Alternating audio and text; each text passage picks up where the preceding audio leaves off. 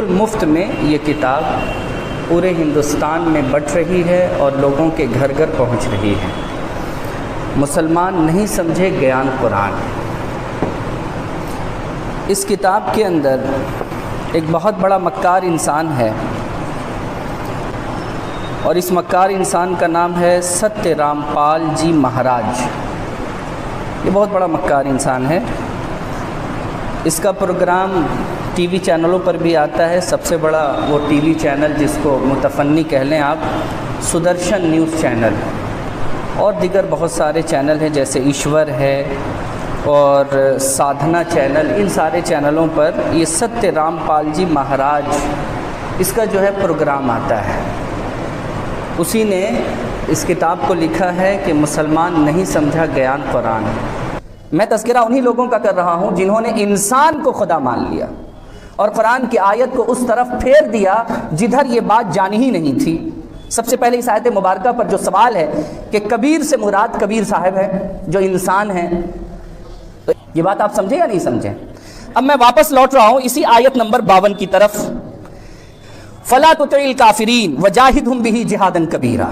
मोहम्मद सल्लल्लाहु अलैहि वसल्लम से कहा जा रहा है कि ए मोहम्मद सल्लल्लाहु अलैहि वसल्लम, आप इनकार करने वाले लोगों की पैरवी मत कीजिए और आप जिहाद कीजिए।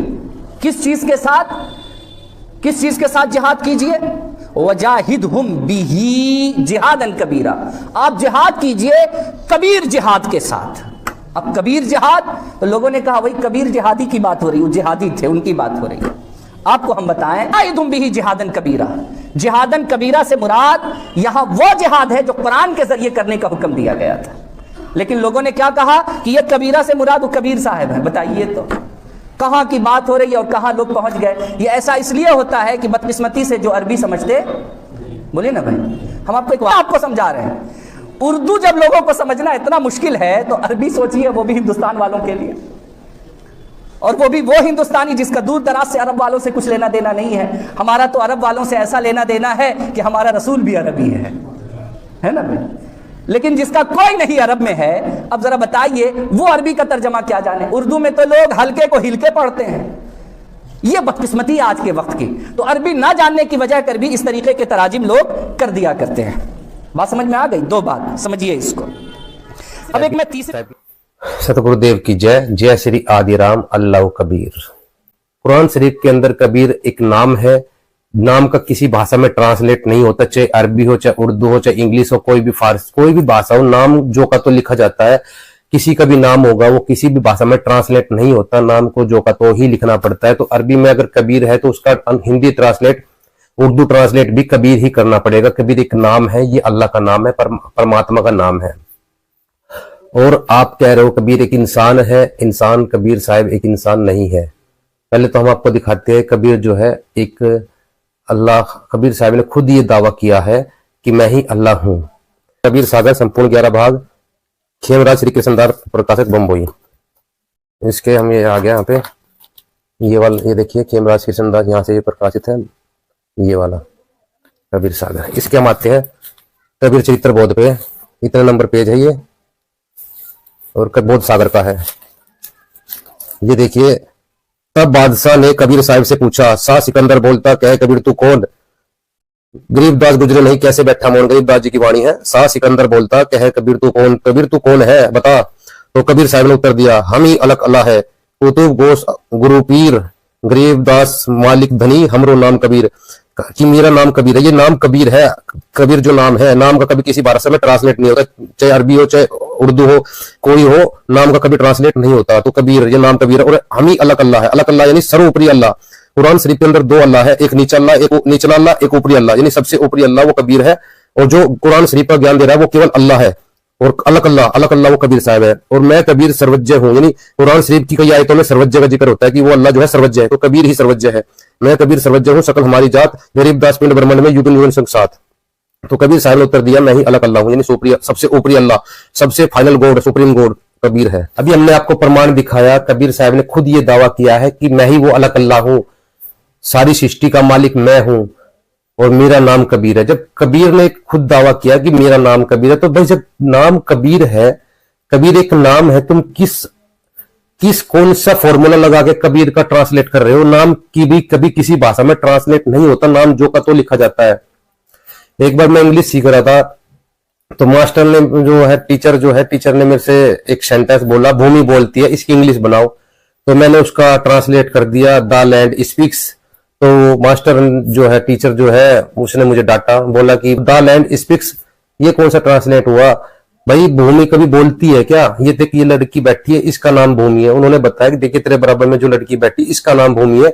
भूमि एक लड़की है, ये नाम है, नाम का कभी ट्रांसलेट नहीं होता। तो उसने कहा कि भूमि लिखा, भूमि स्पीक्स। तो ये जितने भी बड़े अंग्रेज है ना, ये अरबी के विद्वान, ये सब के सब नालायक है।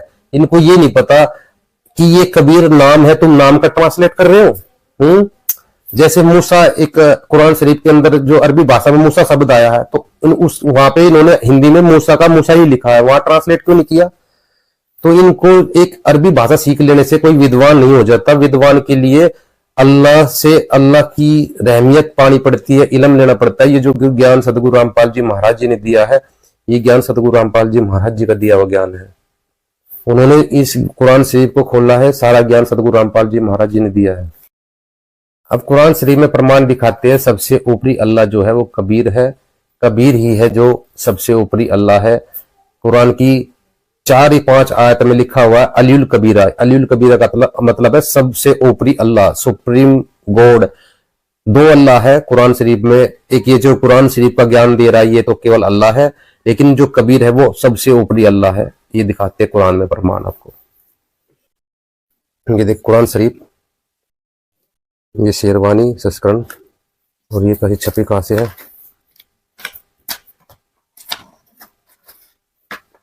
ये देखिए शेरवानी संस्करण, डीपी पब्लिकेशन, ये लखनऊ से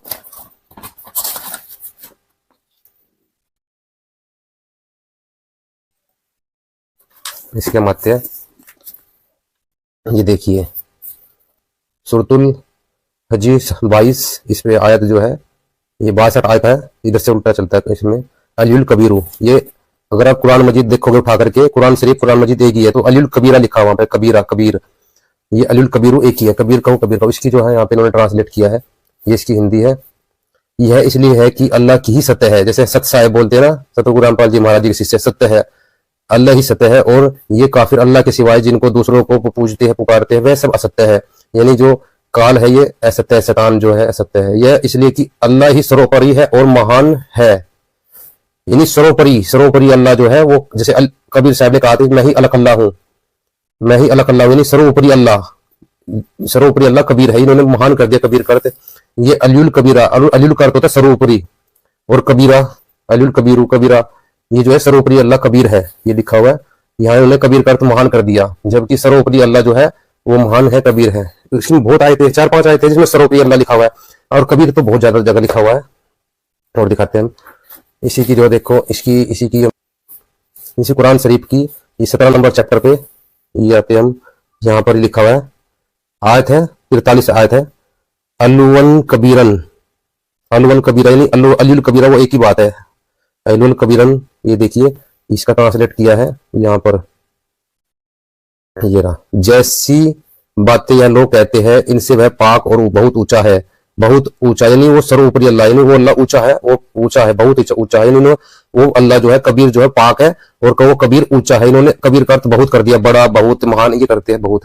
तो ये जो है यहाँ पर जो है देखिए इस आयत में अल्लुल कबीरा, सबसे ऊपरी अल्लाह कबीरन है। कबीरन, कबीर कहो कबीरन कहो एक ही बात है। कुरान मजीद में कबीरन कबीरा लिखा हुआ इसमें कबीर। ये देखिए जैसी बातें यह लोग कहते हैं इनसे वह पाक और बहुत ऊंचा है, वो कबीर जो है वो पाक है, बहुत ऊंचा है, कबीर है। सातों आसमान और जमीन और जो कुछ भी उनमें है सब उसका नाम जपते हैं, और जितनी चीजें हैं सब उसको तारीफ के साथ उसका नाम जपती है, मगर तुम लोग उनकी तस्बीह यानी जाप को नहीं मानते समझते। बेशक वह सहनशील और बर्दाश्त करने वाला है और बड़ा माफ करने वाला है। ये देखिए कबीरन, कबीर है वो, इन्होंने ट्रांसलेट गलत कर दी। अभी हमने आपको कुरान शरीफ में प्रमाण दिखाया, वो कबीर अल्लाह सर्वोपरि अल्लाह है, यानी सर्वोपरि अल्लाह। क्योंकि अल्लाह, जब अब कोई भी आपसे पूछे कि भाई आप कहाँ रहते हो, आप कहोगे मैं ऊपर रहता हूँ, ऊपर रहता हूँ, तो जाहिर सी बात, लोग ये पूछे भाई नीचे फिर कौन रहता है नीचे, यानी ऊपर भी अल्लाह है तो फिर नीचे वाला अल्लाह भी होगा। नीचे वाला ये जो कुरान शरीफ बोल रहा है, ये नीचे वाला छोटा अल्लाह है और कबीर जो है बड़ा अल्लाह है, सर्वोपरि अल्लाह है, अलग अल्लाह है। तो हमने प्रमाण के साथ आपको दिखाया कबीर साहब जो है वही अल्लाह परमात्मा है, वही गॉड है, सुप्रीम गॉड है, कुरान शरीफ में लिखा हुआ है। और कबीर साहब ने ये दावा किया है मेरा नाम कबीर है। तो इन्होंने जो कबीर का ट्रांसलेट किया है वो गलत किया है। कुरान शरीफ के अंदर सैकड़ों जगह कबीर साहब का नाम लिखा, कबीर सैकड़ों जगह लिखा हुआ, लेकिन सर्वोपरि अल्लाह 3-4 आयतों में और लिखा हुआ है। हम आपको प्रमाण दिखाते हैं। एक तो जो है चैप्टर 34 की आयत 23-24 में भी सर्वोपरि अल्लाह लिखा हुआ है, अलील कबीरा। और चैप्टर 40 की 2, 7, 12, 20 आयत में भी अलील कबीरा लिखा हुआ सर्वोपरि अल्लाह।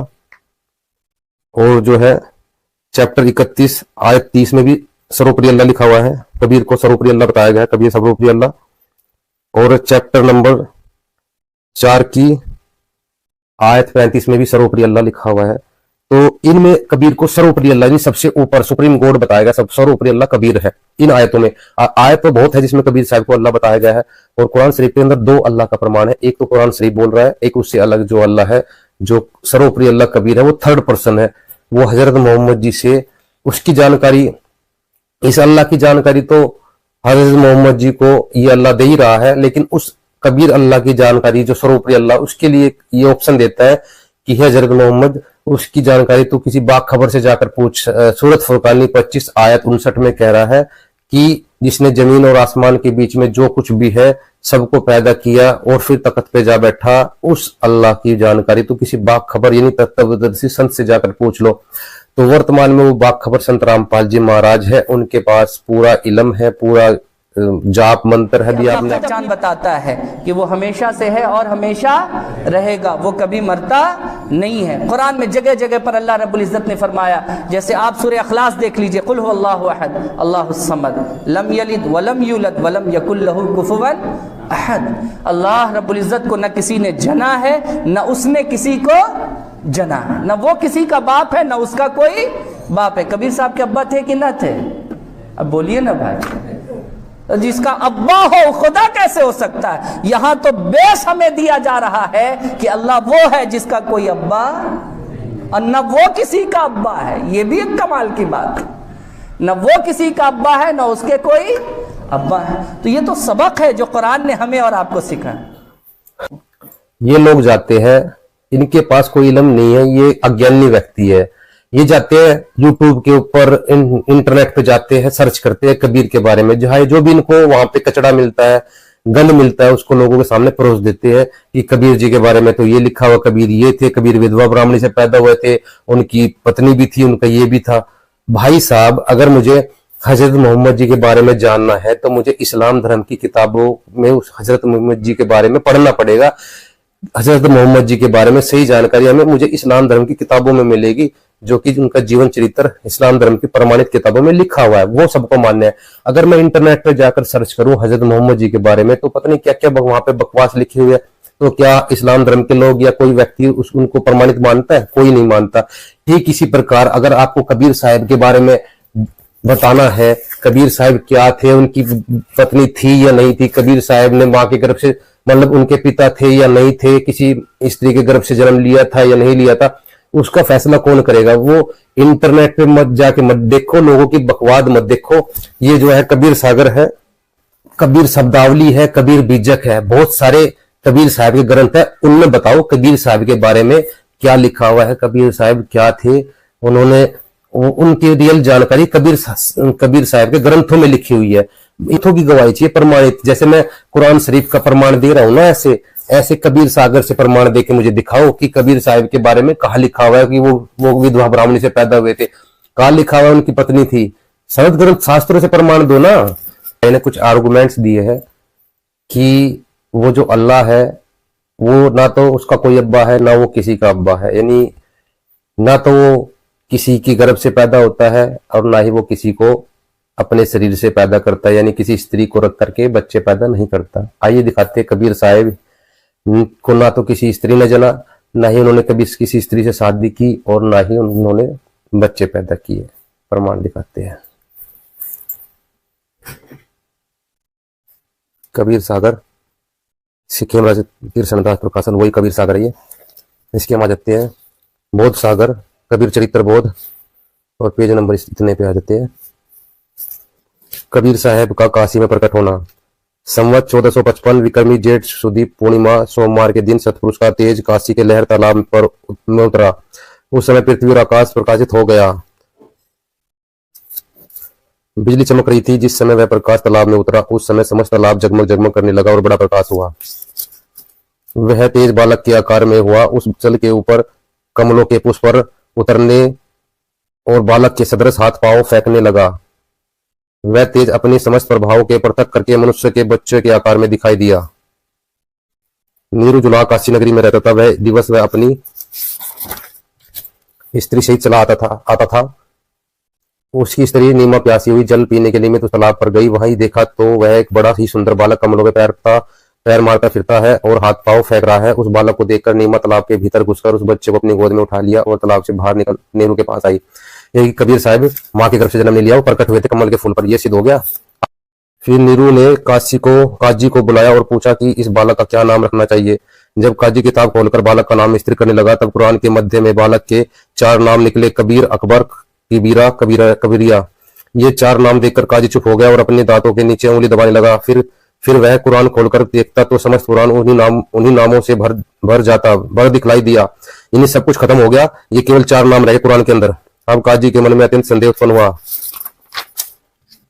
कि ये 4 नाम तो खुदा के हैं। अब क्या करे, हमारे धर्म की अप्रतिष्ठा हुई।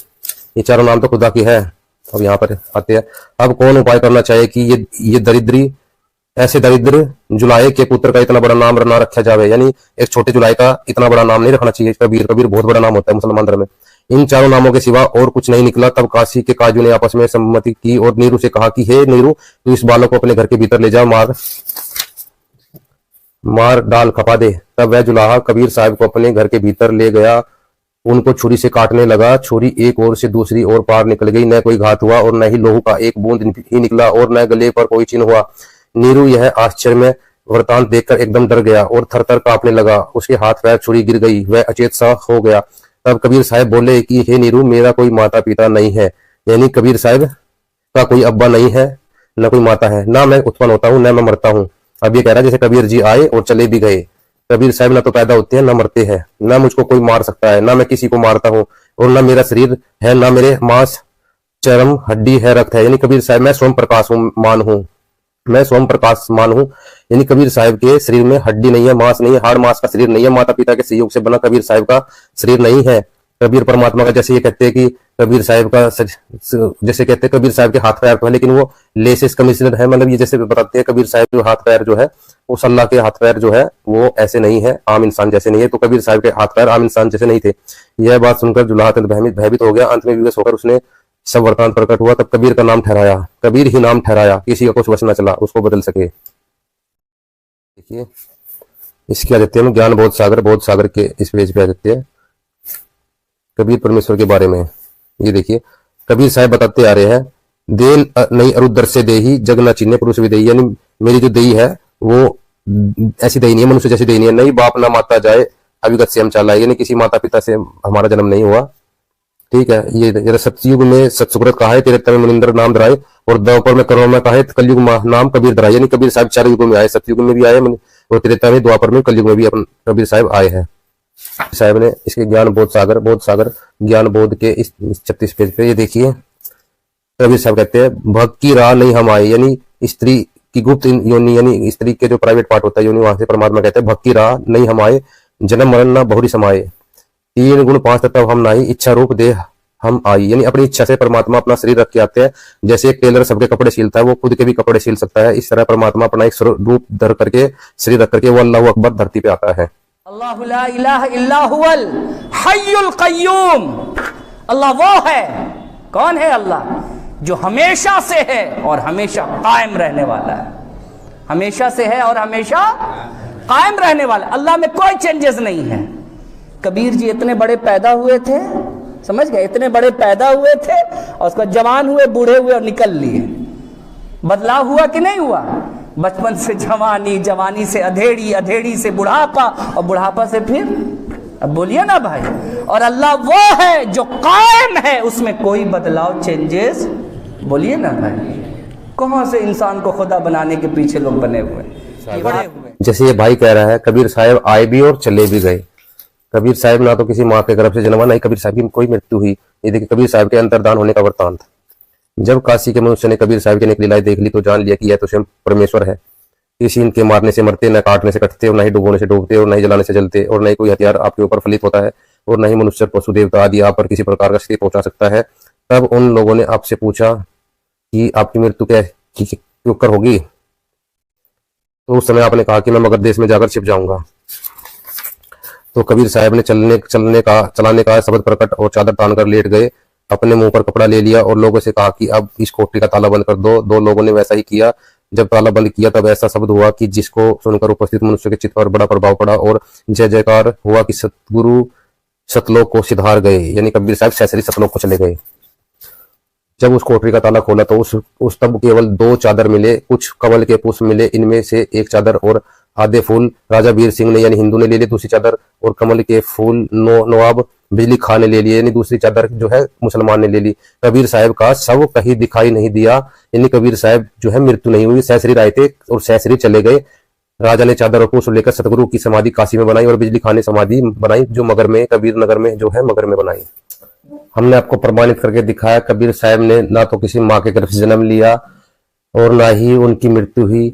वो सैसरी आए थे, कमल के फूलों प्रकट हुए थे और सैसरी चले गए थे सतलोक को। तो अल्लाह कबीर अकबर जो है ये जो है सबके सारे सृष्टि रचना है। ये ना तो ये जन्म लेते हैं किसी माँ के गर्भ से, ना तो इनका कोई अब्बा है और ना ही ये किसी के अब्बा, यानी इनकी कोई पत्नी नहीं है, कोई बच्चे नहीं है, ये भी सिद्ध करते हैं। सागर संपूर्ण 11 बाद खेमराज वही कबीर सागर है। अब कुछ लोग कहते हैं कबीर साहब के जो है बच्चे भी थे। अब देखते कैसे बच्चे थे, उनके 2 बच्चे कैसे हुए थे वो देखते हैं।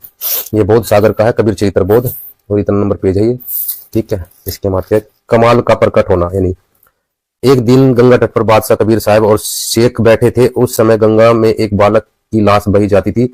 शेख ने कहा, हे कबीर साहब, गंगा में जो मुर्दा बहा जाता है उसको आप जीवित करो, यानी एक मुर्दा बहता हुआ गंगा में बहता हुआ आ रहा था। कबीर साहब ने कहा कि हे मुर्दे उठ कुदरत के कमाल से। तब वह उठ खड़ा हुआ।